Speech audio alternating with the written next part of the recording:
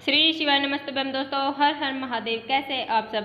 देखिए, कल का दिन है जो आपके लिए बहुत ही खास होने वाला है, क्योंकि आप सबको पता है श्रावण मास चल रहा है और श्रावण मास बाबा भोले का अति प्रिय महीना है। और इस श्रावण मास में हम करेंगे बहुत ही अचूक उपाय।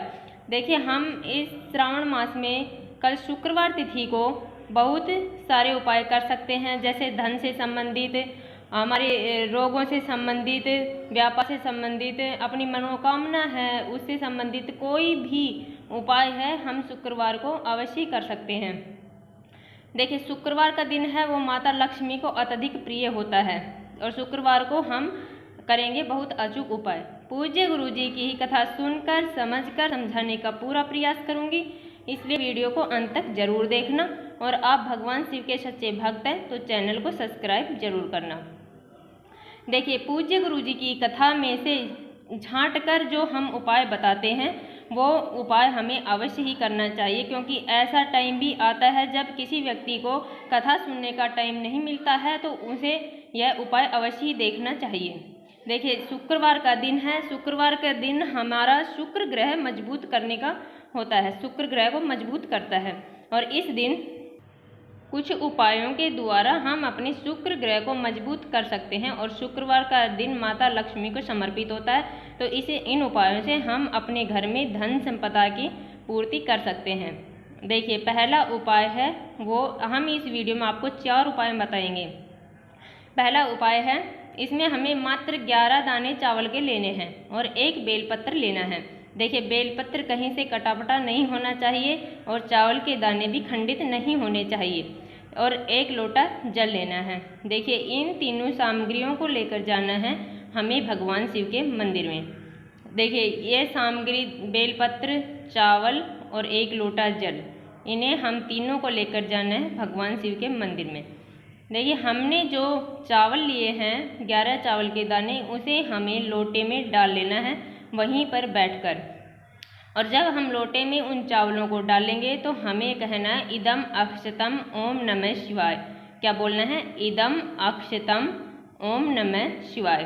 देखिए, अब इस लोटे को हम अपने हाथ में, दाहिने हाथ में पहले हम बेलपत्र को रखेंगे, जिसका चिकना साइड ऊपर की तरफ होना चाहिए और डंडी का मुख अपनी तरफ होना चाहिए।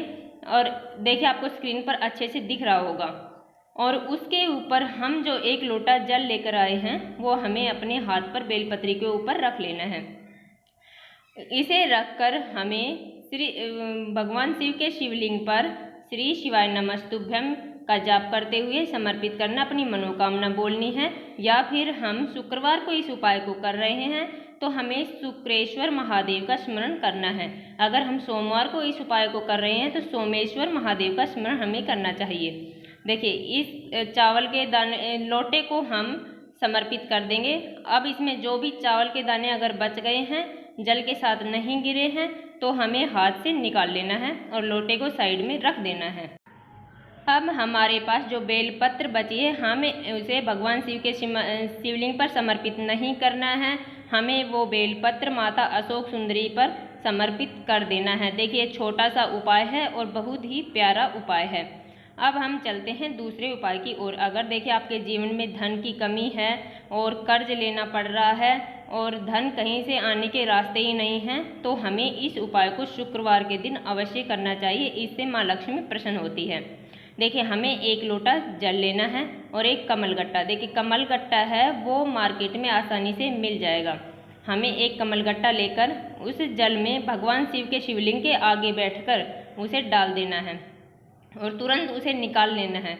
उसे निकालकर जो कमलगट्टे वाला जो जल है उसे हमें श्री शिवाय नमस्तुभ्यम का जाप करते हुए, हर हर महादेव का जाप करते हुए हमें वो जल भगवान शिव के शिवलिंग पर समर्पित कर देना है। उस कमलगट्टे को हमें निकाल लेना है।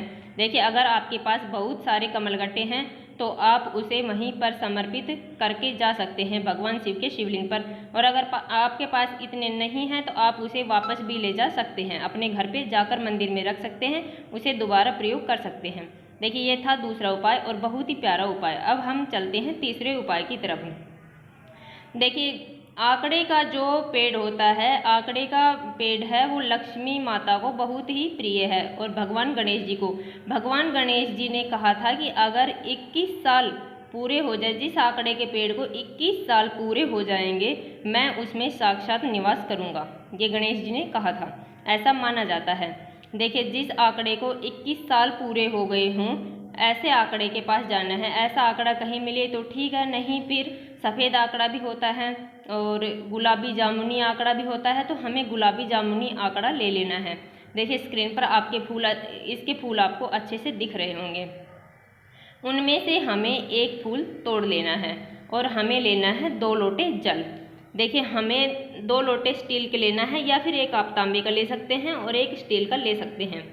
और उनमें से एक फूल लेकर और 2 लोटे जल लेकर हमें जाना है भगवान शिव के मंदिर में। देखिए, वहाँ पर जाकर जो आंकड़े का फूल हम लेकर आए हैं उसे माता अशोक सुंदरी पर समर्पित कर देना है।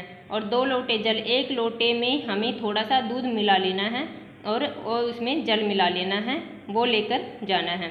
देखिए, उस आंकड़े के फूल को हमें माता अशोक सुंदरी पर समर्पित करना है और अपनी मनोकामना बोलनी है। फिर उसे उठाकर हमें भगवान शिव के शिवलिंग पर समर्पित कर देना है और अपनी मनोकामना फिर से वहीं पर बोलनी है।